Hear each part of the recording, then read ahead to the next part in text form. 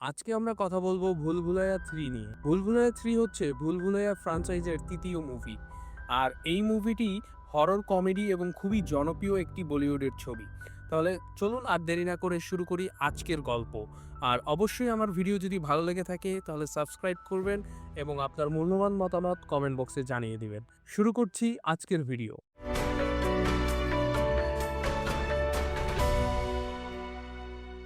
কাহিনীর শুরু হয় 1824 রক্তঘাট থেকে, যেখানে একটি মেয়ে মেরি ডোলনা গানে নাচতেছিল। তখনই রক্তঘাটের মহারাজা আসে এবং ওই মেয়েকে টেনে হেঁচড়ে নিয়ে যেতে থাকে এবং সবার সামনে তাকে পুড়িয়ে ফেলে। যে ব্যক্তি মেয়েটাকে জ্বালিয়েছিল সে একটা মাস্ক পরেছিল। তারপর ওই মেয়ের ভিতর থেকে আত্মা বের হয়ে সেই মাস্কটা পরে নেয় এবং ওই লোকটাকে মেরে ফেলে যে ওকে জ্বালিয়েছিল। এরপর সেইখান থেকে সিন কাট হয়ে যায় এবং কাহিনী 200 বছর পরের দেখানো হয়, যেখানে রুহু বাবা মানে রোহানকে দেখানো হয় এবং তার সাথে তার অ্যাসিস্ট্যান্ট টিল্লু, যারা ভূত পেতনি ভাগানোর নামে মানুষকে ঠকায় এবং তাদের কাছ থেকে টাকা নেয়। এই রকম একদিন রাজ পরিবারের একজন রোহানকে ডাকে আর তাকে বলে তার দুলাভাই অতএব রাজা সাহেবের একমাত্র মেয়ে মীরা 1 বছর আগে মারা গিয়েছিল এবং সে তার মেয়ের সাথে কথা বলতে চায়। রোহান ভাবে এইবার সে বেশি করে টাকা কামাতে পারবে, কিন্তু তখনই ওই মেয়ের আত্মা সামনে চলে আসে। এটা দেখে রোহান ভয় পেয়ে যায় এবং এই সব কিছুর রেকর্ডিং মীরা এবং তার মামা করে ফেলেন। আসলে মীরা রক্তঘাটের রাজ পরিবারের সদস্য, আর তাদের ওইখানে মঞ্জুলিকা নামে ভূতের কাহিনী ছিল, আর সেটার জন্য মীরার ভণ্ড একজন বাবার প্রয়োজন ছিল। মীরা এইটার বদলে রোহানকে 1 কোটি টাকা দেওয়ার জন্য ওয়াদা করে। 1 কোটি টাকার কথা শুনে রোহান একদম রেডি হয়ে যায় এবং প্রথমে ট্রেন ধরে রক্তঘাটের জন্য রওনা দিয়ে দেয়। রক্তঘাটে পৌঁছে রোহান দেখে রাজ পরিবারের সব মানুষ মহলে না থেকে গোয়াল ঘরে থাকে, কারণ তারা মনে করে মহলে মঞ্জুলিকা আছে। এবং মজার ব্যাপার, তারা একটা টুথপেস্টকে 1 বছর চালায়। এদের কাছে খাবার জন্য শুধু পেঁয়াজ আর রুটিই আছে এবং সেটার জন্য তারা ঝগড়া করতে থাকে। রাজার একজন অঙ্গরক্ষক ফলাদ সিং আছে যে সব সময় হুইল চেয়ারেই বসে থাকে।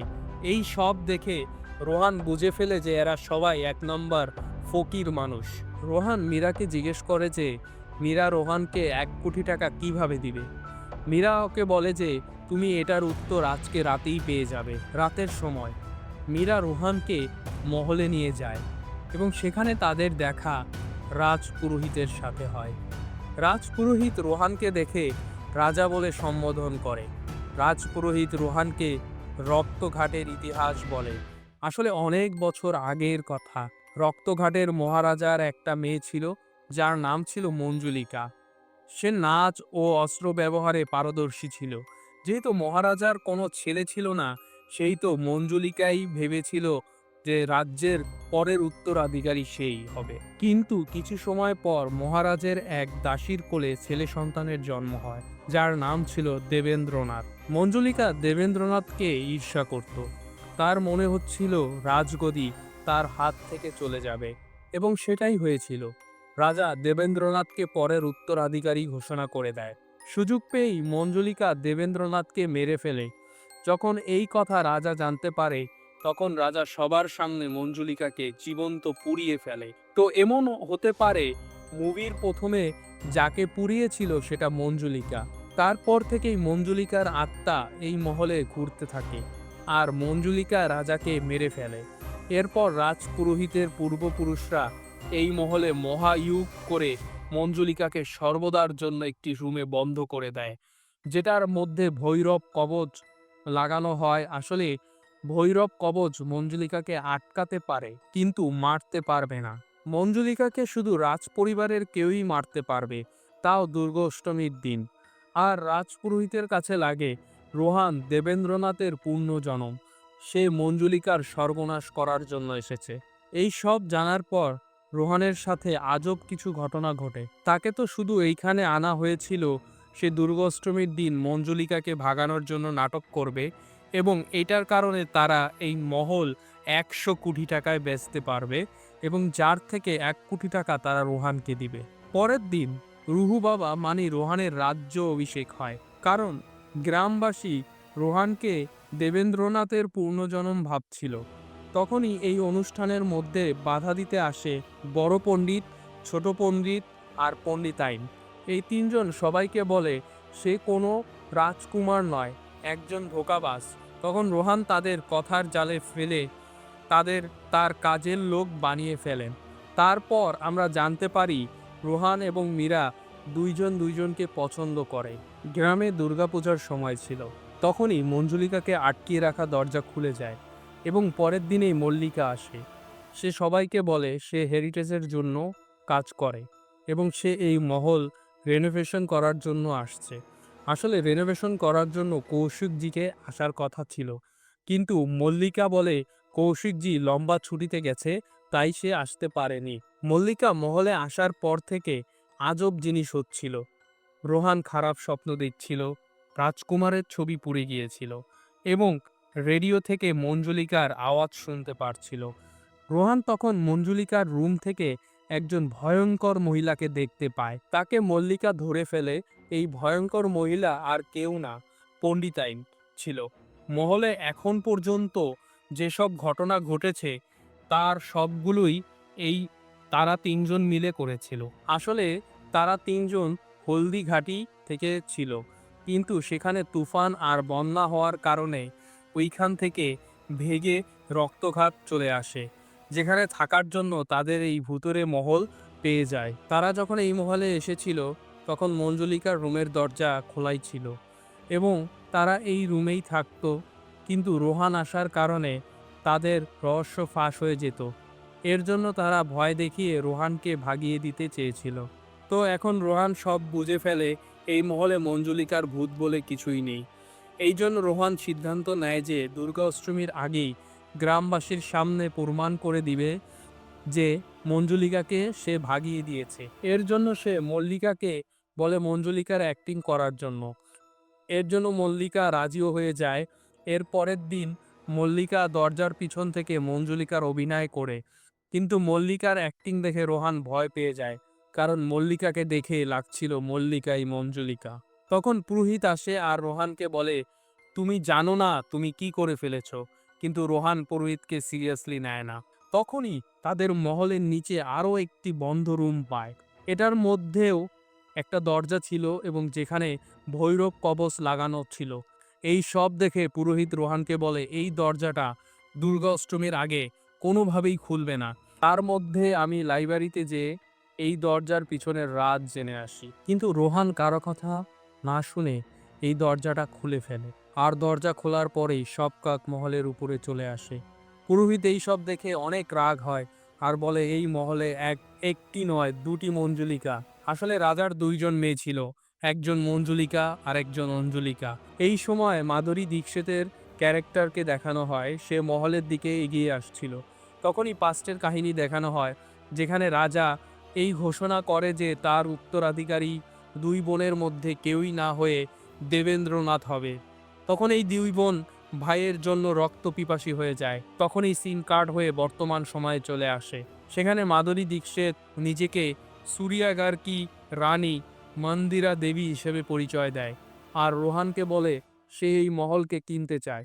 কিন্তু যখন মল্লিকা এন্ড মন্দিরা সামনাসামনি হয় তখন মনে হয় এরা দুইজন মঞ্জুলিকা আর অঞ্জলিকা। এরা দুইজন একসাথে হয় মহলে অনেকগুলো কাক মরে যায়। এইখানে আমরা কিছু কথা জানতে পারি যে মন্দিরা ভগবানে বিশ্বাস করে না আর সে মন্দিরেও যায় না। আর যখন থেকে মল্লিকা এসেছিল তখন থেকে ভূতুরে জিনিস হওয়া শুরু হয়েছিল, আর যখন থেকে মন্দিরা এসেছে ভূতুরে জিনিস হওয়া বেড়ে গিয়েছিল। এখন রোহানের কাছে লাগে মন্দিরাই মঞ্জুলিকা আর মীরার কাছে লাগে মল্লিকাই মঞ্জুলিকা। তারপর মন্দিরা সবার কাছে অফার রাখেন উনি এই মহল 100 কোটিতে কিনবে, কিন্তু তার একটি শর্ত ছিল, সে এই মহল দুর্গা অষ্টমীর দিন কিনবে। তখনই মিস্টার খান এন্ট্রি হয়, সে এই মহল আজকেই কিনবে। সবাই এই অফারে রাজি হয়ে যায় এবং ডিসিশন নেওয়া হয় মিস্টার খানকেই এই মহল দিবে। কিন্তু ওই দিনেই মিস্টার খানের মৃত্যু হয়। তখনই তিন পণ্ডিত মঞ্জুলিকার একটা ছবি খুঁজে পায়, কিন্তু কেউ দেখার আগেই মল্লিকার ছবির উপর পেইন্ট ফালিয়ে দেয়। আর তখন মহলে আরও বেশি ভূতুরে ঘটনা হতে থাকে এবং যেটা দেখে রোহান মহল ছেড়ে পালিয়ে যেতে চায়, কিন্তু রোহান যেতে পারে না। তারা বারবার ঘুরে ঘুরে মহলেই চলে আসে। 3 পণ্ডিতও মহল থেকে পালিয়ে যেতে চায়, কিন্তু তারাও যেতে পারে না, কারণ তারা বারবার ফিরে মহলেই ফেরত চলে আসে। আর এই দৌড়াদৌড়িতে ছোট পণ্ডিত পাহাড় থেকে নিচে পড়ে যায়। তখনই রাজপুরোহিত রোহানের সাথে দেখা করে, আর দুর্গা অষ্টমীর একদিন বাকি ছিল। পণ্ডিত বলে সে জানে রোহান একজন ঢঙ্গী বাবা, কিন্তু সে তার পূর্বপুরুষের ভবিষ্যৎবাণীর উপর পুরো ভরসা আছে। পুরোহিত একটি পবিত্র তেল বানায়, যেটা দিয়ে রোহান দুর্গা অষ্টমীর আগেই মঞ্জুলিকাকে আবার রুমের মধ্যে আটকাতে পারে। কিন্তু 2 পণ্ডিত সেই তেল তাদের মাথায় লাগিয়ে ফেলে, যাতে তাদের মাথায় উকুন মরে যায়। অন্যদিকে মীরা অদ্ভুত আচরণ করছিল এবং সে নিজেকে পুড়িয়ে ফেলতে চাচ্ছিল, কিন্তু রোহান এসে মীরাকে বাঁচিয়ে ফেলে। তখন মীরা বলে সে মন্দিরার সাথে কথা বলতেছিল। তখন রোহান এর মনে হয় মন্দিরাই মঞ্জুলিকা। তখনই মল্লিকা মন্দিরাকে টেনে হিঁচড়ে নিয়ে আসে হাওয়ার উপরে আর বলে আমি মঞ্জুলিকা। মল্লিকা রোহানকে আক্রমণ করে, কিন্তু রোহান চালাকি করে তার চারপাশে পবিত্র তেল সার্কেল করে বানিয়ে সেটার মধ্যে আগুন লাগিয়ে ফেলে আর নিজে আগুন থেকে বের হয়ে আসে। মল্লিকা পড়ে যাবার পর মন্দিরা আজব আচরণ করা শুরু করে।